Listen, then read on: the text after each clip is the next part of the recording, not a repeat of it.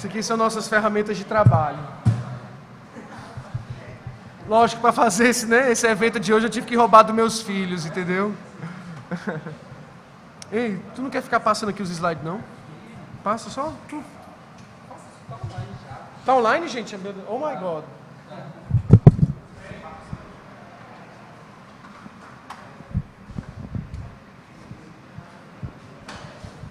Alô, alô.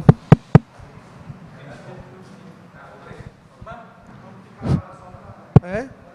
Ah, tá. É só para poder pegar, né? Bom, pessoal, boa tarde. Né? Vamos começar. Quem estava aqui ontem na apresentação? Então, a maioria, né? Então, vou passar um pouco aqui a introdução. Pode passar, né? Como eu já explicado, né? Um pouquinho do meu currículo acadêmico, né? Sou formado em História, especialista em Novas Tecnologias, mestre em Comunicação e Culturas Midiáticas com foco em games. Atualmente eu sou game designer, roteirista e cofundador da Mago Cinzento, que é uma empresa que surgiu também dentro do núcleo acadêmico, né? São membros dessa equipe, são alunos meus, então isso é uma forma de a gente divulgar também o trabalho dos meninos. Pode passar. Gente, a questão de agents, novamente eu reforço, tá certo? A importância das agents, de você conhecer pessoas que trabalham no ramo, de você compartilhar, de você conseguir investidores, de você conseguir, de repente, até padrinhos, pessoas que possam lhe patrocinar. Às vezes tem muita gente no mercado que tem o interesse de entrar na área de games, mas não sabe como, não sabe o porém, não sabe nem ao menos onde encontrar esses profissionais. Né? Isso aqui são alguns projetos, isso aqui é o Schizophere, né? Como eu expliquei ontem, bem interessante. O Blackout, que foi um jogo feito totalmente sem gráficos. Esse aqui é uma outra imagem daquele jogo que eu mostrei ontem para vocês, feito na Londonderry, em que o conceito, o tema-chave da Jane era a questão do minimalismo. Isso aí é uma foto, né, de um dos momentos do nosso evento. Volta lá. Ano passado, gente, foi realizado lá na Gracon e nós tivemos 3 laboratórios. O evento começa na sexta-feira, certo? Às 5 horas da tarde e termina no domingo, às 5 horas da tarde. Lembrando que no dia 16 de novembro vai abrir as inscrições de participantes da Global Game Jam. Quem quiser participar é só colocar globalgamejam.org, certo? É uma organização que funciona na Califórnia, certo? Que nós já vamos praticamente aí para a nossa 8ª edição, né? E que tem participantes do mundo todo. Esse aí é os jogos educativos do qual participei, que é a Ilha dos Jurubebas. É uma área que está muito em ascensão. Reciclo, que é um jogo sobre educação ambiental e de educação de seleção de lixo e reciclagem, né? Esse aqui, gente, é uma novidade em relação a ontem, que eu gostaria que depois vocês acessassem, não custa nada, né? gamedevjampa.blogspot.com.br. Isso aqui foi uma amostra de games que a gente fez agora no dia 30 de agosto com as 2 turmas que se formaram. E nós colocamos aí dentro desse site vários joguinhos feitos por essa galera. Tem joguinhos de luta, tem joguinhos de exploração, tem um jogo lá que inclusive foi feito pela turma do OpenCG, em que eles, pela noção básica, desenvolveram um jogo do cangaceiro sanguinário, em que ele vai lutando contra umas tropas lá, e no meio do cenário vai sendo escrito prosas e poesias no estilo de estilogravuras, bem legal, certo? Uma coisa bem repentista. Essa aí é a Flowcore, né, que foi uma das empresas, há 2 anos atrás, que mais movimentou o mercado aqui em João Pessoa. Ela surgiu dentro da Global Game Jam, realizada em Campina Grande, em 2012. Né? Iniciou comigo, com Roberto Júnior, Thiago Souza e João Mário. A gente realmente fez muita coisa pelo Game Dev aqui na Paraíba. Mas uma coisa que eu sempre comento da Flowcore é o seguinte: já é difícil manter um casamento a 2. Imagine aí numa sociedade que é algo ainda mais complexo do que um casamento, você manter uma sociedade com 8 pessoas. Cedo ou tarde, há um conflito de ideias. Não é que o pessoal vai brigar nem nada, não. Mas uma dica que eu dou para vocês, quem quiser iniciar startups, empresas, gente, sócio 2, 3 no máximo, o restante colaborador. É até melhor o cara ser colaborador em alguns momentos, tá? O pessoal aqui do Sebrae faz um trabalho muito legal com empresas e startups de desenvolvimento de jogos. Quem tiver interessado em querer mais informação, chega lá no Sebrae e procura Daniele Raposo. Tem muita. Inclusive, ano passado, o Sebrae nos auxiliou com 50% das despesas para participar da Global Game, do SB Games do ano passado. Pode passar. Essa é a Mago Cinzento, que quem veio ontem teve, né, a oportunidade de conhecer o nosso personagem Carlos. Inclusive, a gente mostrou até um mockzinho de como é que vai ficar esse jogo, certo? Esse jogo vai ter o lançamento do seu protótipo, do seu alfa, vai ser agora na SB Games de Porto Alegre, dia 11, né? E é um grande desafio que nós temos. Inclusive, a Mago Cinzento conseguiu classificar 2 jogos, tanto a Ressaca do Destino quanto o Lux. Naquele site que eu passei anteriormente, tem um protótipo do Lux. O que vai ser mostrado lá já está bem mais avançado. Pode passar? Bom, gente, vamos começar com o que mais interessa, tá certo? Alguém aqui poderia me dizer ou definir, em poucas palavras, o que é um level designer?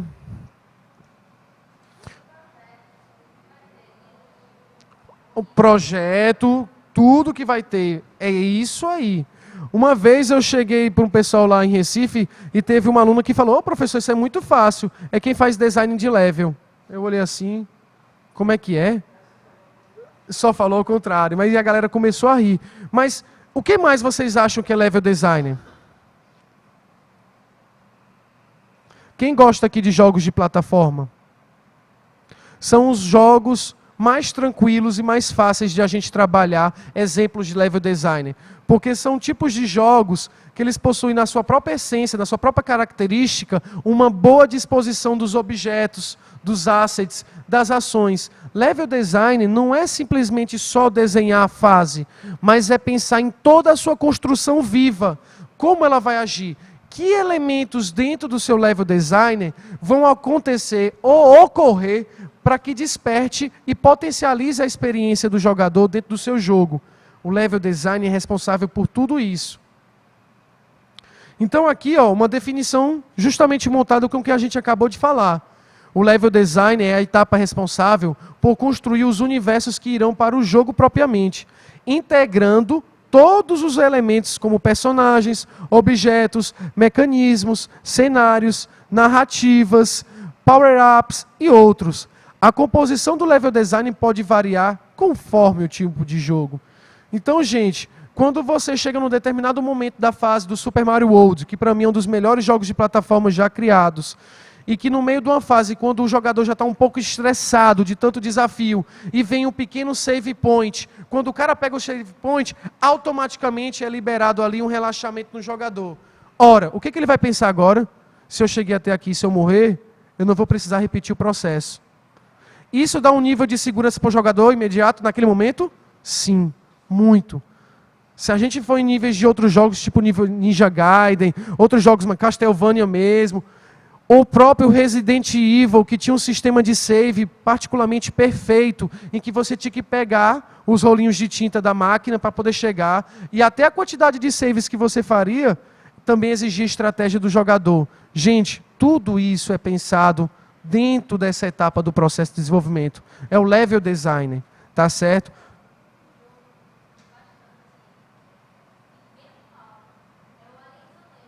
Uhum.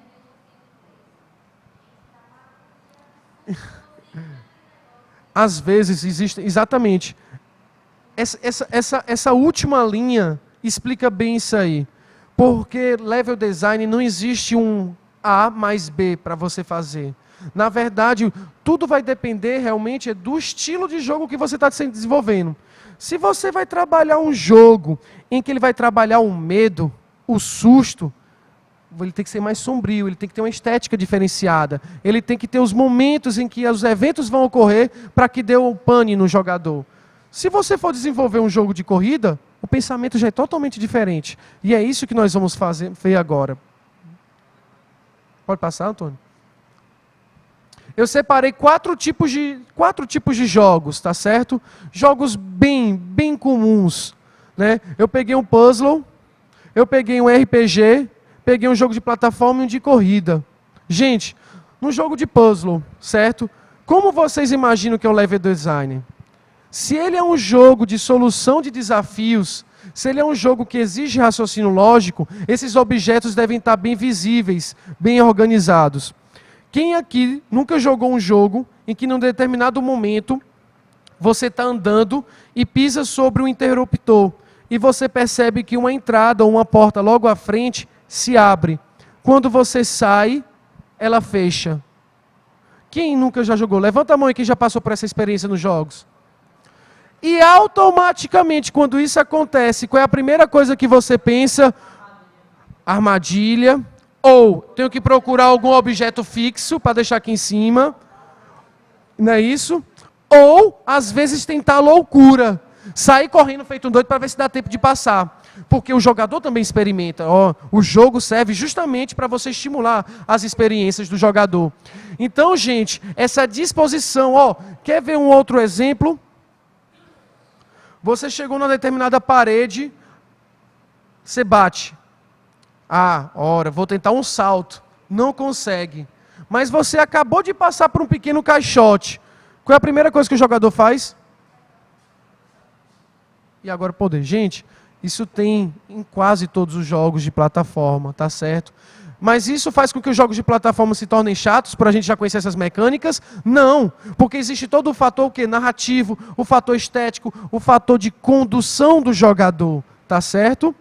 Então olha só, se você pegar um puzzle, né, verá que ele ocorre na montagem dos desafios de lógica e o fluxo de cada nível, aumentando a dificuldade de forma gradativa. Quando você trabalha com quebra-cabeças, você tem que dar sempre uma sensação para o jogador de que aquele quebra-cabeça é possível ser solucionado. Se você botar logo a princípio um desafio muito alto, existe uma curva de estresse. O jogador, provavelmente, depois da terceira, quarta tentativa, ele vai o quê? Desistir, vai se estressar e vai fazer o seguinte: e se o desafio for muito difícil mesmo, ele simplesmente vai lá, deixa o jogo na biblioteca dele e compra outro, tá? Um RPG, gente. Quem joga aqui Diablo 3? Ótimo. Imagine aí, gente, Diablo 3. Eu jogo também, saca? Adoro o jogo. Imaginem aí um estilo de level design, um dos mais complexos, que é o de fazer o RPG. MMOs, então, são tão complexos quanto. Por quê? Porque você tem que fazer várias camadas desse level design. Geralmente existe um mapa mundi, existe um mapa da cidade e existe um mapa da localidade que você está. Cada um desses objetos tem os seus NPCs. A história tem que estar bem trilhada na narrativa. Se você colocar um NPC que vai dar um toque sobre a história no momento e no ponto errado, você pode frustrar o jogador e entregar um spoiler antecipado. E não se enganem, isso acontece muito, principalmente em grandes estúdios. Tá, gente?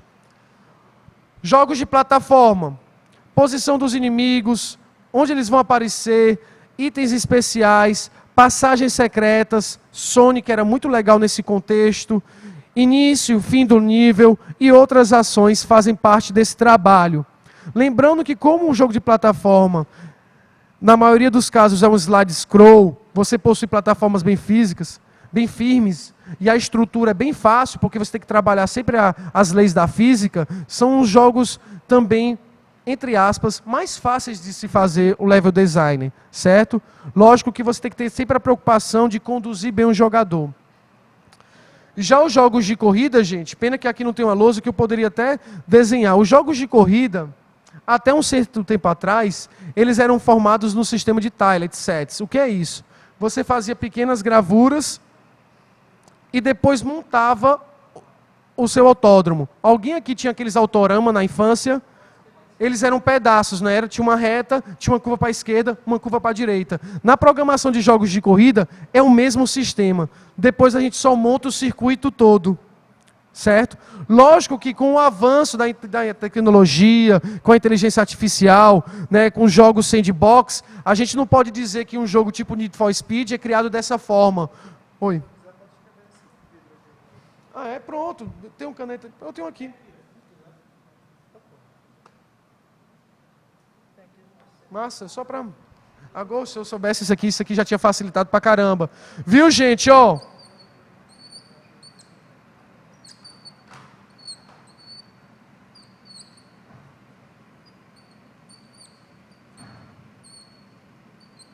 Lembram, né, gente, aos autoramas? E depois você ia montando. É o mesmo princípio. Isso, na era 8 bits, na era 16 bits, ainda era esse contexto todinho. Com o crescimento e o desenvolvimento de novas aplicações, as linguagens de programação ficaram mais eficientes, né? Se possibilitou criar mundos cada vez maiores. Imaginem você, por exemplo, desenvolver um jogo que nem GTA V, em que tem toda a sua mecânica quando você está num veículo, tem toda a sua mecânica quando você está sem o veículo, tem as fases dentro dos estabelecimentos. Gente, tudo ali tem que ser pensado e desenhado. Pode passar, Antônio? Valeu. E como fazer um bom level designer? Existem 4 coisas que nós temos que pensar bem na construção de um bom level designer, de um level designer balanceado, que é o que a gente chama, tá? Pode passar. A primeira delas é a questão da ação. A primeira coisa que vocês têm que pensar, que ações o meu personagem pode fazer? Por exemplo, se a gente fosse pegar o boneco Sonic, quais são os 2 movimentos principais dele? Do 1, correr, na verdade é se locomover e pular. Sonic 1. No Sonic 2, a turma viu que no Sonic 1 todo mundo gostou de quando ele fica bem rápido na bolinha. Então inventaram mais um comando no Sonic 2. Você bota para baixo, aperta pulo várias vezes, o que ele faz? Para depois disparar. Não bastasse, no Sonic 3, eles inventaram mais um movimento, que agora você tinha uns campos de poder, fogo, um ciclo, que quando você apertasse para o alto e apertasse de novo o pulo, ele direcionava o ataque para o inimigo. Só que cada movimento desse já modifica toda uma estrutura para o desenvolvimento do level design. E isso nós vamos ver daqui a pouco no vídeo, em que ele vai comparar 2 exemplos legais. O movimento do Mega Man, do Primórdio, com o movimento do Mega Man X, que vai ser fantástico para a gente fechar toda essa explicação que eu estou dando. Então, gente, quando a turma vai desenvolver um jogo que nem Mario, eles têm que pensar, se nessa fase eu vou pegar a peninha e vou poder voar, o desenho da minha fase tem que ser pensando nessa possibilidade que o jogador vai ter agora, porque ele não vai andar só sobre terra. Pode chegar um momento que ele vai poder pegar um poder especial e agora ele vai poder voar. Tá certo? Então, olha só. O que o level design tem que pensar? Quais são as ações que serão possíveis de se realizar por parte do jogador? Como elas vão acontecer? Ele vai lutar? Ele vai atirar de longe? O que fará nesse contexto? O que precisa fazer para chegar ao fim do nível? Desde submissões à missão principal. Tudo isso tem que ser pensado. Na verdade, gente, quando eu estou desenvolvendo jogos, inclusive, Antônio pode até confirmar isso, a gente sempre tenta fazer uma prototipagem de baixa fidelidade, que é quase no físico. Antes de a gente fazer a parte digital do jogo, a gente tenta cortar cartolina, fazer as pecinhas e tentar bolar esse mesmo jogo no plano, como se fosse um jogo de tabuleiro. Isso é uma forma de a gente eliminar vários problemas e imaginar um level design possível de interação. Tá certo? Pode passar. O segundo ponto, gente, é a utilização de quebra-cabeças. O ser humano, por natureza, gosta desses desafios. Ele gosta de quebra-cabeça. Ele gosta de ser desafiado através de passatempos. Se um jogo não tiver isso bem distribuído, o jogador vai parar e pensar, bicho, eu só estou andando e matando um cachorrinho. Pô, não tem nenhuma porta para me abrir, não tem nenhum item que eu posso pegar. Será que aquela passagem secreta lá em cima, se de repente eu poder pegar um poder extra, eu não posso alcançar lá? O ser humano gosta o tempo todo de estar sendo desafiado, tá certo? Então, quando você vai pensar em quebra-cabeças, é interessante você pensar em quê? Precisar sair de um labirinto, qual seria essa saída? Vai ter 1, 2 ou 3 saídas? Que caminhos possíveis são esses? Qual é a resolução do meu puzzle presente naquele nível? Será que se eu solucionar um puzzle agora, eu posso guardar um item para destravar alguma coisa mais lá na frente? Que interesse se trazer para a trama para o jogador? Não é isso? Como funcionam esses mecanismos? Né? Como ele terá que manipular essas plataformas, portas? Né? Uma coisa muito interessante que a gente vê muito nos jogos é uma plataforma se move de um determinado movimento, você aciona o botão, ela passa a se movimentar de outro. Isso é legal, isso abre leque de opções que o jogador pode explorar dentro do cenário. A parte, né, da história, a narrativa, né? Se você está fazendo um level design, um jogo que ressuscitou muito o estilo de plataforma, eu espero que vocês tenham a satisfação de jogar, é o Rayman. Esse é um jogo fantástico, né, de plataforma. E a gente pensa que não, mas a parte do roteiro tem muito a ver, a parte da historinha, porque vários inimigos e aliados vão aparecendo dentro da construção da fase, dentro do level design. Inclusive porque eles têm que salvar lá umas fadas bem bonitas e exuberantes. E existe todo um desafio quando eles conseguem isso, né? Então, se você, num determinado jogo, em uma determinada fase, vai saltar um feeling de alguma coisa a ver com a narrativa, isso tem que ser bem pensado no level design, porque senão fica meio amarrotado e anacrônico. Um outro jogo que utilizou muito a questão de construção de níveis, envolvendo a narrativa, eu não sei se vocês jogaram aqui, Fallout 3. Muito bom. Aquela primeira missãozinha, em que você está lá naquela... Na verdade, é uma cidadela que tem uma bomba nuclear lá, e lá na frente você vai ter que tomar a decisão se explode ou não explode. Cara, aquele level design, o jogador é induzido a participar daquele momento, daquela quest, que é uma coisa que vai influenciar lá na frente todo um desvio de narrativa. Se não for bem pensado, isso estraga o jogo, né? Pode passar. E por último, a parte da estética. Aqui é uma coisa interessante, gente. Certo? Que eu vou até desenhar aqui um pouquinho. A pessoa, quando está construindo um level design, ela tem que ter uma comunicação com a programação, com a parte do roteiro, mas também com a parte estética. Às vezes a gente está desenhando um level design, certo, gente? Em que o jogador, num determinado momento, ele vai ter que passar por um desafio. E esse desafio, ele não pode saltar, mas ele tem que se pendurar aqui. Eu pergunto para vocês, se o ambiente, se a temática do jogo for steampunk, vocês acham que combina eu colocar alguma coisa clássica aqui? Se a temática do jogo for exploração de pirâmides no meio do coração da selva, ficaria mais interessante eu botar canos de esgoto ou cipós? Então o level designer tem que estar em contato com a equipe estética, porque senão não dá harmonia. Se eu fizer um level design muito agressivo para um tipo de temática florestal, ele não vai conseguir atribuir esses elementos aí. Então eu já tenho que botar umas coisas para ele se pendurar, de repente uma coisa para ele se balançar, plataformas que podem se quebrar, tudo que envolve o tema daquele momento, daquela fase. Então o level design ele tem que ser um cara que esteja em contato com todo o contexto do jogo.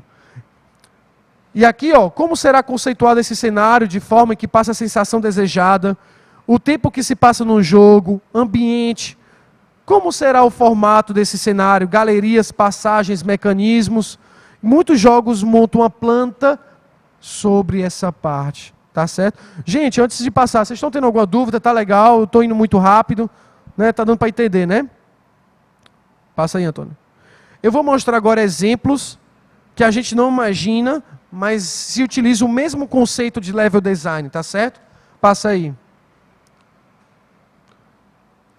Visão da Europa sobre a África, século XVI, por aí, se não me engano, quando eu fiz essa pesquisa. Gente, qual é a diferença desse mapa aí para um mapa de Diablo 3?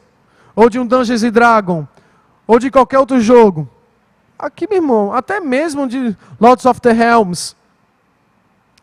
War. Eu não vejo muita diferença não, ó. Eu estou quase dizendo para vocês que o level design nada mais é do que um mapeamento de tudo que vai estar dentro de um momento que o jogador estiver jogando, né? Inclusive com legendas, né? Ele aqui desenhou, inclusive, ó, aqui monstros de lendas antigas. Se eu tivesse desenvolvendo um jogo, eu poderia colocar isso aqui como um chefão, um inimigo final. Por que não? Vocês querem ver ainda um outro level design que a gente usa constantemente e a gente mal sabe que é? Uma planta. Você vai comprar.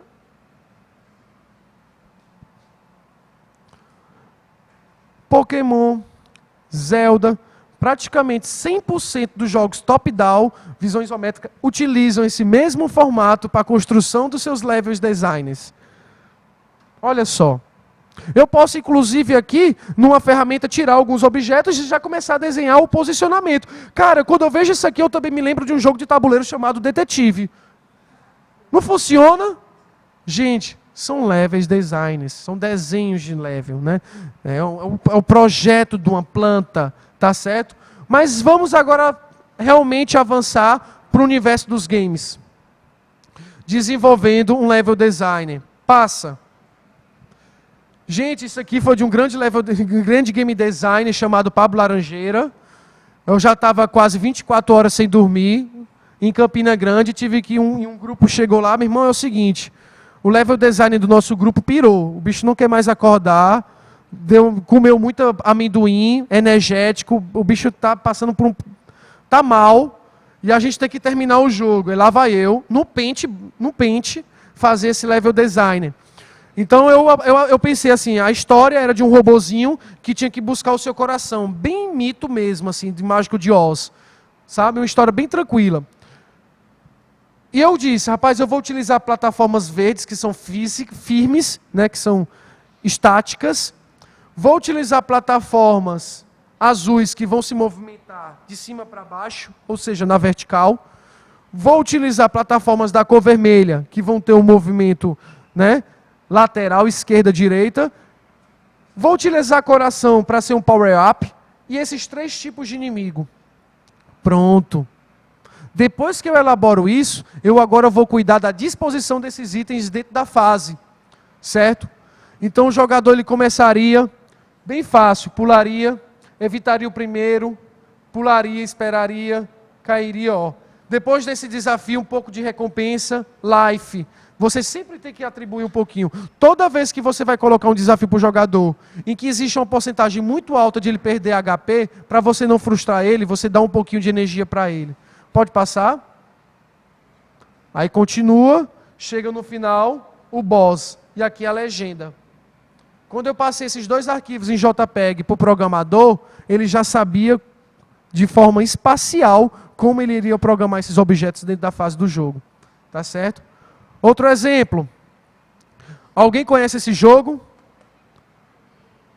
Esse jogo velho peba aí, chamado Super Metroid, que para mim é um dos melhores jogos que já fizeram. Olha só. Pois é, gente. Uma das características muito legal desse jogo desenvolvido pela Nintendo, né, em 1994, era a questão de navegação dos mapas, porque o universo era muito gostoso, né? Você navegava, tinha um pequeno GPSzinho aqui, que na época isso aqui era revolucionário, em que por onde você passava, ficava rosa. Por onde você não passou, ficava azul. Só em você apertar Select e ver o mapa geral e ver um pedacinho lá da cor azul, já forçava o cara a voltar o jogo todo para chegar lá. Mas esse cara aqui, esse mesmo criador aí, ele fez outros jogos bem pebas também, tipo Super Mario, sabe, Zelda. É o próprio cara, o criador. Passa. Olha como foi que ele desenvolveu no papel.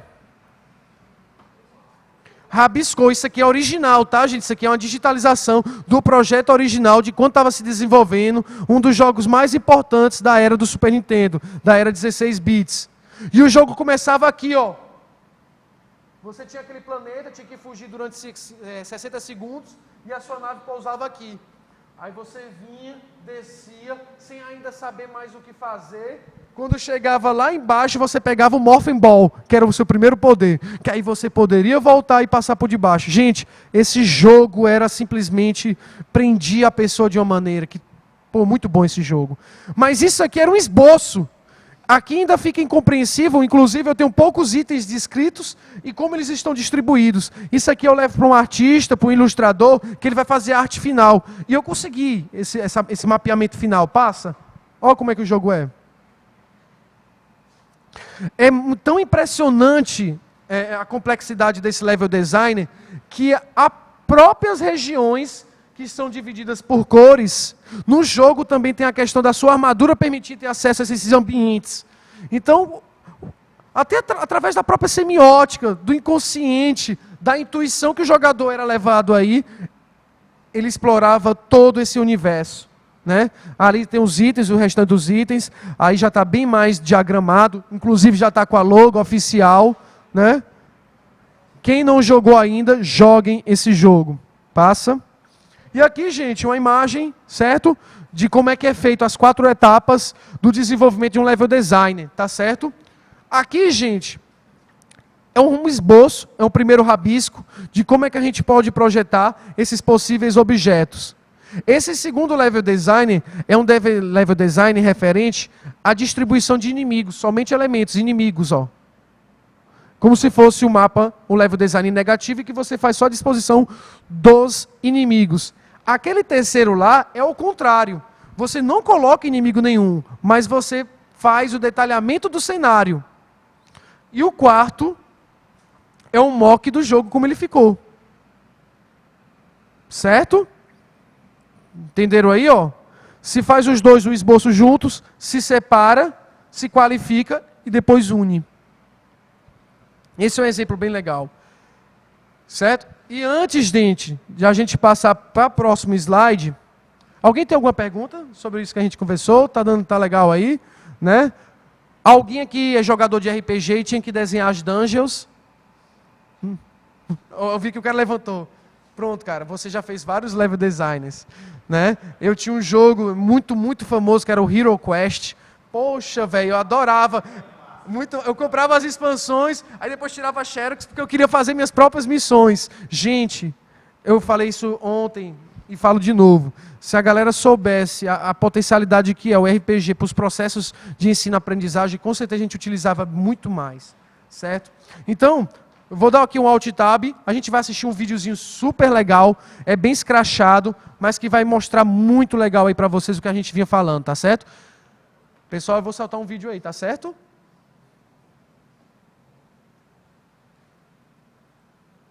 Para não ficar muito alto.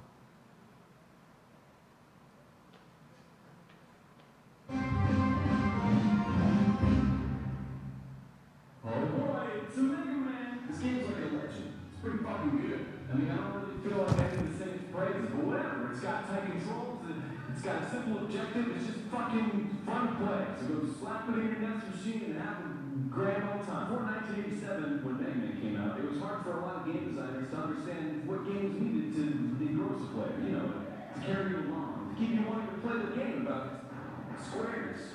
There really wasn't like a book written on game design, and oftentimes designers wrote books on why their game was fun. Like literally, you had to read through manuals, and even then the games were still confusing. Like inherent rules of game design didn't exist. So video gaming was treated like traditional gaming. You know, like baseball and solitaire. You just had to have someone like tell you the rules, and then you can kind of play after you watch someone else play a couple times. And I don't get it. And there's not really anything wrong with that. But what's unique about video games is that there are ways that you can teach a player as they play. And I'm not talking about fucking educational games made as bacon. Not much. I'm talking about teaching a player all about your game. You know, like how to play. Like usually when you hear things like how to play, you think of things like a tutorial or a bunch of stupid dumb menus that pop up that you gotta read or one of these. No. See, look, I know you're not a stupid kid because I say fuck a lot and you're okay with that, but I think it's kind of weird how gaming subject matter has been aimed more towards adults and teenagers with all the blood and the killing and bam, boom. But the way games are designed, it seems like it's catering more towards kids who don't know what the fuck is going on with the world. They don't know Obama. Let me give you an example. It's a very scientific graph showing the amount of times a gamer says, yeah, I get it, during gameplay over the years. See, in the 80s, this very rarely happened because games were crafty about the way they taught players. And they did a pretty good job of respecting the intelligence of human beings. And sometimes they made things a little too, oh man. But now you can see there was a rapid increase in, yeah, I get it, in the late 90s due to gaming hitting the mainstream. This is a result of game developers assuming the non-gamer masses are all dumb and they can't identify simple patterns in their head like normal human beings can and need to be able to do in order to be. And besides, no matter how stupid you are, I'm sure you don't enjoy when you're having a good time and all of a sudden someone comes up and goes, hey, you know what? You really need to jump off this open pit because it'll kill you. Okay, just let you know. Okay, so what does all this crap have to do with Mega Man? Well, everything really. Mega Man's major strength, even way back in the 80s, has always been its ability to teach a player through its level design. It won't very often put you in a situation where you have to learn, like, immediately how to do something and then react faster than your brain can even fucking respond. Yeah, like that. The second one is so example. Mega Man 1 and Gutsman states there are these platforms sliding along these little path lines. You jump on the first platform with no fear, whatever, and then you just kind of ride it out, and then fuck! There's a hole in the zip line. Shut up, I need you. Because look, the game shows me what it is. Before I even feel confident enough to jump down, another platform moves over it and whoosh, okay. So there you go. I followed my death. I'm glad I knew that, so it wasn't fucking shoved down my throat by a robot chiming in. Get it? Mega Man 2, I'm sure you all know this. Quick Man stage has the signal where you just start dropping. But right away there's these big yellow beams that are like, and so don't need you. Because look, the stage is shaped like a funnel, so it draws me towards the bottom. So I got no problem feeling there's some tension and escaping into some nice little death beams, you dumb bitch. All around Mega Man 3, there's these green balls swinging dudes. Mega Man, those are called camera drones. They'll swing and bite and around their drum. So you can watch your... I already know this. Because look, the levels are all designed so it's uncommon for you to actually be in the line of fire once they throw the ball for the first time. The designers wanted it to feel justified when you got hit. It was your fault you got hit, not theirs. And overcoming that obstacle is more satisfying as a result. Because you're improving by learning. Mega Man 5 and Gyro Man states that... She gone? Fucking serious, Okay. Alright, I don't think I hear anything. So, in Gyro Man stage, there's these flying spiky dudes that fall down on you, but you kind of have a lot of space to avoid them, so it's not really a big deal. But suddenly you jump on this weird platform, and because of... They're falling! They're fucking falling! I can see that! How many fuck... I'm going crazy here! I'm sorry, I don't feel sorry for you. Okay, so you jump on these platforms, and since there's really nothing in your way, you're just kind of like, oh, I'm just going to keep going right. But then you see them falling. And so after learning about both of those things, the spiky guys and the falling platforms, in a controlled environment, you're introduced to both at the same time. So now there's like this really big challenge. So you don't feel like nobody told you what the fuck's going on with the spiky guys and the falling rocks. So cool, alright? So after 6 games of Mega Man, with some slight changes here and there, people are like, yeah, fucking Mega Man, whatever. Mega Man 12 was just land 4 times. Capcom was like, fuck. If we want to lose an interest in Mega Man, we gotta make a new one. Look at the graphics and the music. Oh my god, it feels so good. It's not on Sega Genesis, it's Super Nintendo. See, this is a sequel. It's a fucking sequel. You thought I was gonna talk about bad sequels all the time on sequelitis? Fuck no. This game makes my dick rock hard. Remember the first episode, you know, what they did wrong? What they did right? Fucking please. This is why Mega Man is so fucking good. Also, I talked about what elements of the original Mega Man games were enhanced to be even more effective. Number 1! The intro stage! Alright, so if you're a seasoned Mega Man Classic player, the first thing you'll notice about Mega Man X is that you don't immediately get thrown into a stage select. You always start out on an intro level. So, let me level with you for a second. Electrical engineering is pretty smart. General relativity, it's pretty fucking smart. The intro stage of Mega Man, fucking the classic Mega Man's had a lot of teaching tools strewn about its design, but the game itself was, you know, pretty simple. It was just a game about jump and shoot. Jump and shoot! Should have been called Jump and Shoot Man. Jump and shoot! Hey Mega Man, what are you doing? Oh, no, that was just jump and shoot. What are you gonna do next? I'm gonna run to the right and then I'm gonna jump and shoot. There were a lot of complex concepts in the overall design, so it didn't need a lot of time to teach you the basics. Mega Man X, on the other hand, has so much to offer. It teaches you all of it in the first level. No, in the first fucking seconds of the game. It's nuts. So I'm going to show you everything it teaches you on this little checklist here. I'm going to check it out whenever it teaches you, alright? Okay. So let's turn it on and start this thing up. Okay, skip the intro. Okay, so oh, look at that. You got a little Mega Man's on the menu screen. That's nice. See, right off the bat, that's kind of strange how it's the cursor, right? Usually it's like an arrow or like a finger or something. I don't know. Anyway, you press start and what? Oh, did you see that? He shot a little green blast out his hand there. That was neat, huh? Why is the important to write it down? Because I'm going to do like a thing where I blow your fucking mind. Alright, so moving on. So ready, teleporting. Banner's X. He's standing there. So let's just assume I'm like a fucking idiot, like modern game devs assume I am. I don't know what to do. I don't know what I'm doing. Okay, so I'm holding the controller. thing, and maybe the right arrow makes me go, oh my god, move it right, holy. So there's a wall on my left, so I should probably go right, right? Yeah, that's cool, alright. So I'm walking. Try to get the flex up, come back, go, fuck the wall, go! Man. Oh. Okay, so I got it on the life. So that wasn't a big deal. It's okay to make those mistakes. I'm good.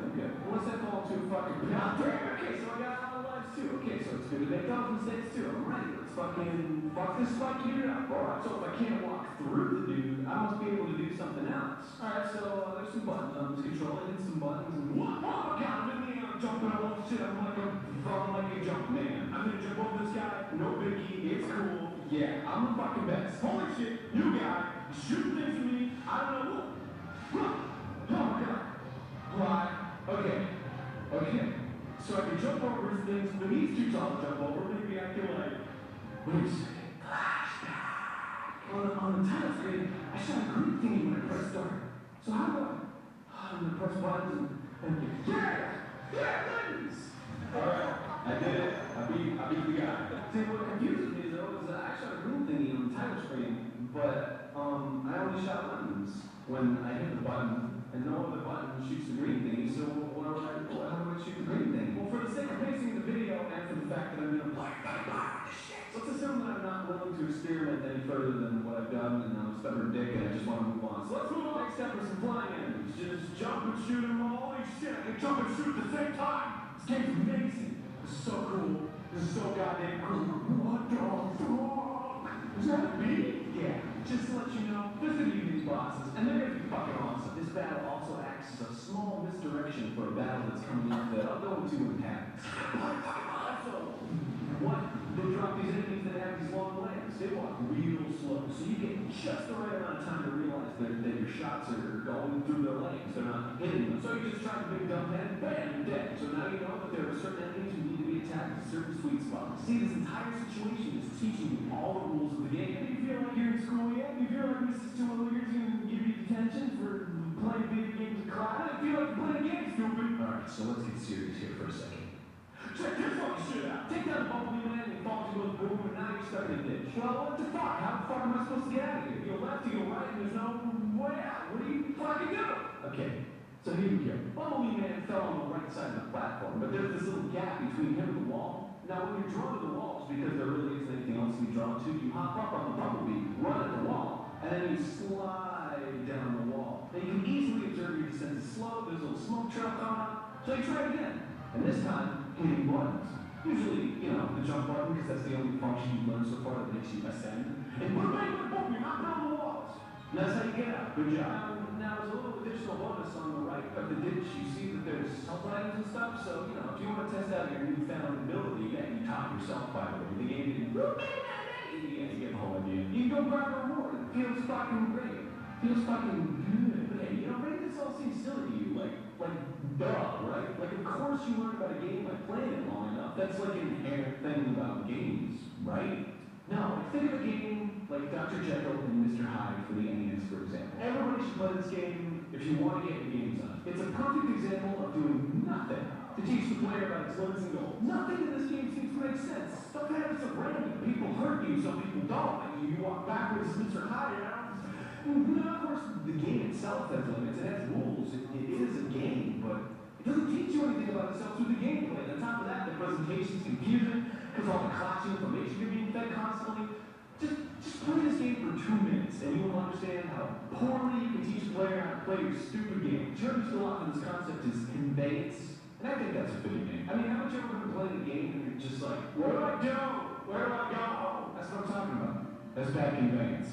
Alright. Okay, so now, are you ready to get your mind fucking blown? Is this where I'm gonna fucking blow your fucking mind? Get to the end of the level. Gotta beat some stupid cars or whatever. I don't fucking know. Random cars! Then this fucking huge ass dude comes down in a giant robot man suit and starts wrecking your shit.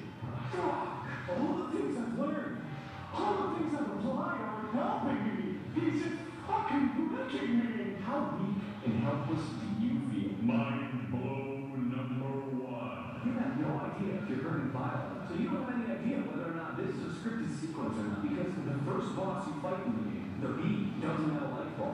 So how are you supposed to know whether or not they goes about the same conventions as Mega Man Classic. What if all the enemies don't have life bars? You don't know. This helps drive the helplessness point home. You have no idea what you're doing with this guy. Fighting for your life. So that insult to injury, he traps you in a little electrical cage thing and grabs the shit out of you and he's like, "Arr!" and you're like, "Ah!" and he laughs. And you cry.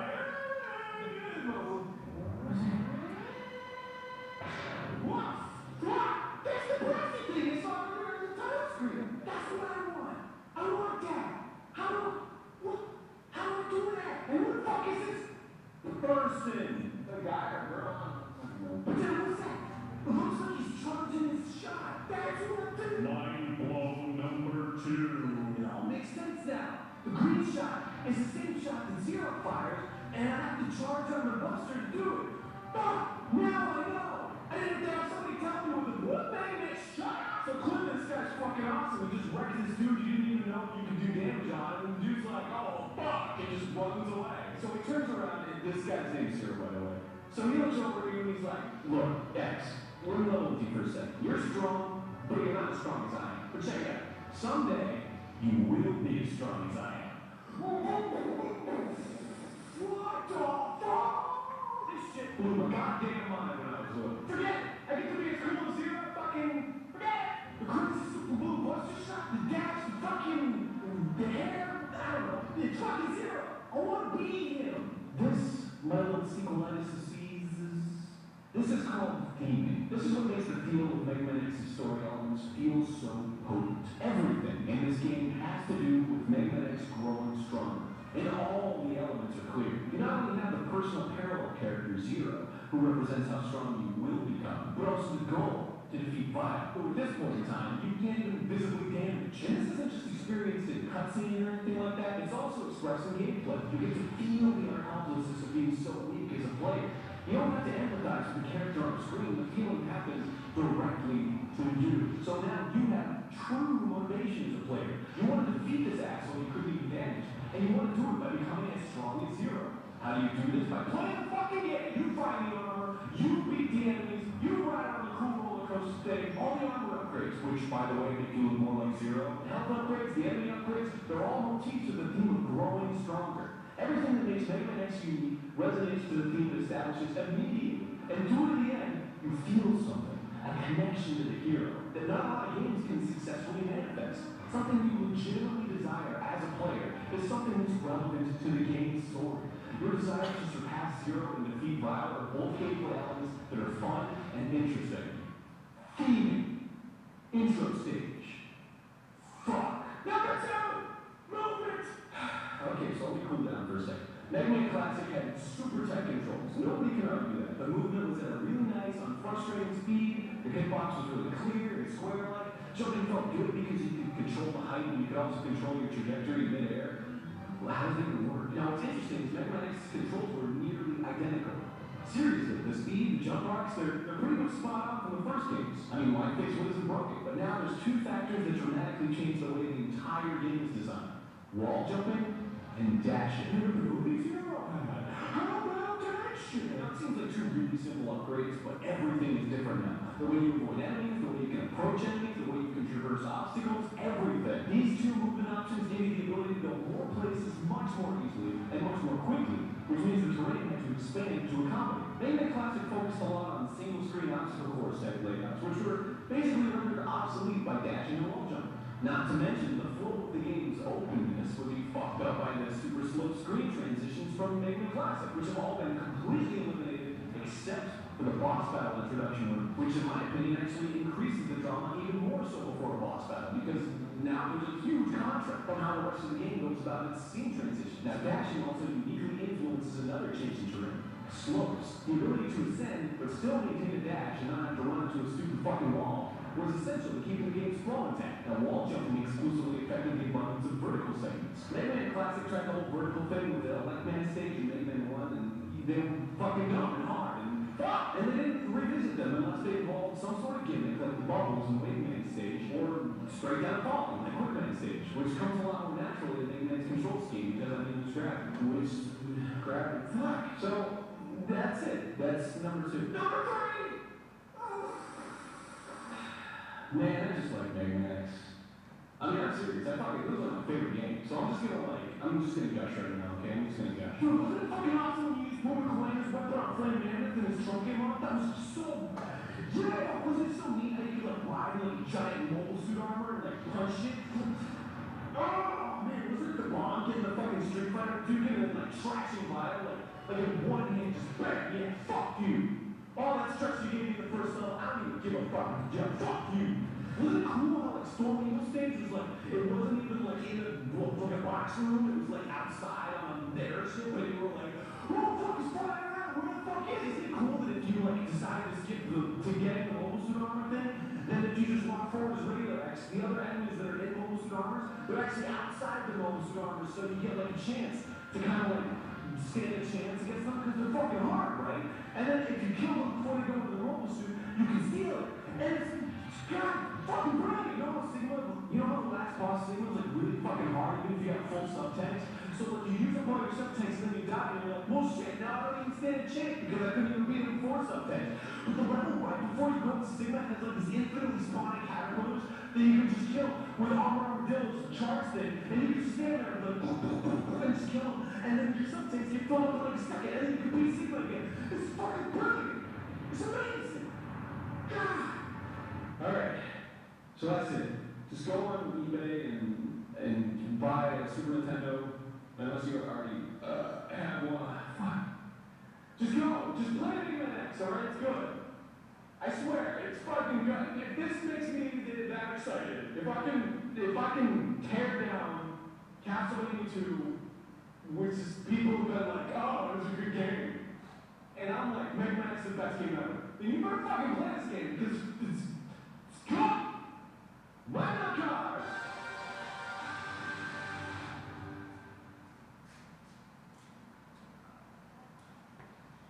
E aí, pessoal? Com esse vídeo ele vai ter... Minha gente.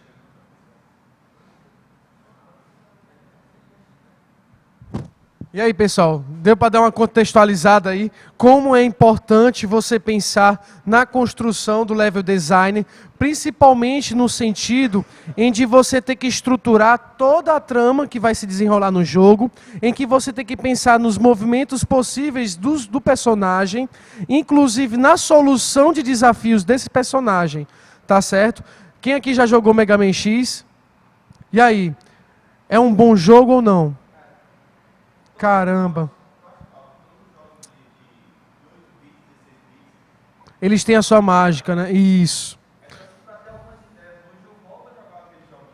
Uhum.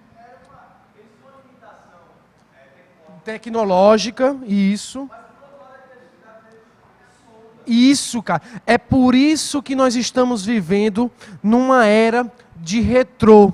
E quem mais instiga, quem mais incentiva é a indústria indie, porque a indústria indie ainda tem essa liberdade de pegar essas boas mecânicas que não importam a geração, não importa o momento, sempre vão agradar, porque elas se encaixam no como funciona a nossa estrutura de raciocínio, de tomada de decisão, sabe? A própria questão das habilidades cognitivas que o jogo vai despertando no jogador. É fascinante. E você falou muito importante que essa transição da era 8 para 16 bits existia uma limitação tecnológica e que com a era 16 bits foi quebrada. Então foi quando começou a surgir a necessidade e a procura da própria indústria por bons game designers, porque até então a indústria nem considerava isso como importante no processo de desenvolvimento de jogos. Vê os jogos do Atari, lógico, eles são jogos mecânicos, rebater bolinhas e tal, mas eles não tinham nenhuma preocupação com a parte de game design. Um bom exemplo disso é o próprio Frustração, né? Um dos piores jogos do Atari, que é aquela questão do ET, extraterrestre, que até hoje tem um mito, e que aconteceu mesmo, que a turma enterrou toneladas de cartucho, porque o jogo era tão ruim, que quando a criança ia assistir o filme e que pediu para comprar o cartucho, e a criança botava o cartucho para poder controlar o ET, se frustrava, porque o jogo era totalmente incompreensível. Steven Spielberg até hoje se frustra muito de ter arriscado naquele momento esse novo recurso midiático. Tá, gente? Ok? Uma outra coisa que eu queria também falar aqui com vocês é essa questão da empatia e condução que ele comentou. Gente, nenhum jogo lança inicialmente para o jogador um grande desafio ou um desafio difícil. Esse desafio é lançado de forma gradativa, até para dar a falsa ilusão de que ele é solucionável, de que ele é possível atingir o objetivo. Se você lança esse desafio de imediato, o jogador se frustra. Por isso que ele mostrou aquela curva de estresse, né? Uma outra coisa que eu também queria compartilhar com vocês, que vários institutos já tentaram fazer pesquisas nesse nível, em que se considera hoje em dia o jogador, como ele falou, eu achei até um termo muito pesado, mas assim, um pouco mais mal acostumado. Você vai comprar hoje um jogo do Xbox 360, do PlayStation 3, o jogo praticamente dita tudo o que você tem que fazer.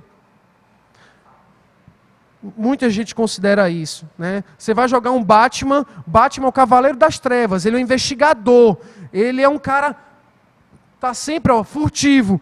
Aí na primeira tela do jogo, aperte tal botão para você aumentar e botar sua visão detetive. Já frustrou o cara.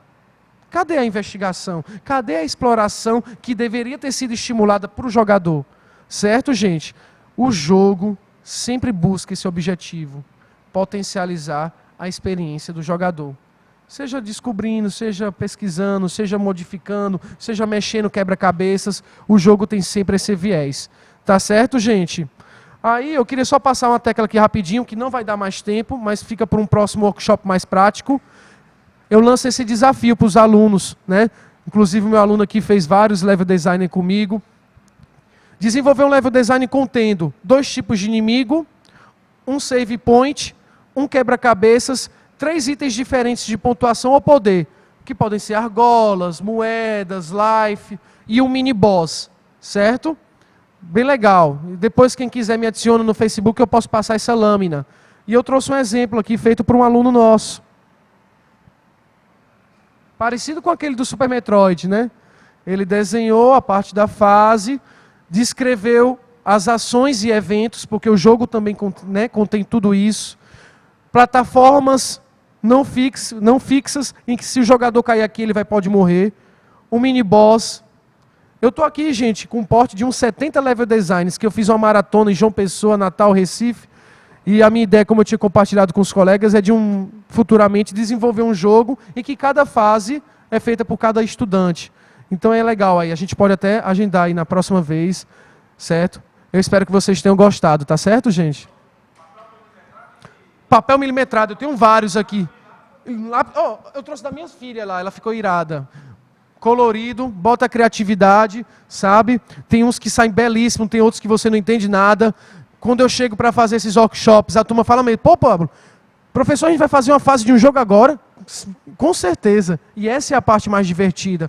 Porque na maioria das vezes, a gente encontra muita gente que tem um talento e que não sabia. Porque aqui precisa muito de uma inteligência espacial, de como vai dividir e espalhar o dispositivo. Não, professor. Não. Eu faço um trabalho também com crianças de 6 a 9 anos. Lógico que eu não passo aquele vídeo mais pesado. Mas eu faço um trabalho com crianças pequenininhas. Meu irmão, a garotada se apaixona. Porque eles acabam fazendo joguinhos de tabuleiro sem nem mesmo perceber. E eles ficam naquela, poxa, a gente pode produzir os nossos jogos. Essa geração de hoje muito imediatista não faz mais os seus próprios jogos, né? Então é algo que eu ainda tento estimular muito com meus 3 filhos. Pode passar? Bom, gente, Pablo Laranjeira, meu e-mail aí, qualquer contato, tá certo? E fiquem à vontade para a gente tirar umas dúvidas aí, tá certo? Muito obrigado, gente.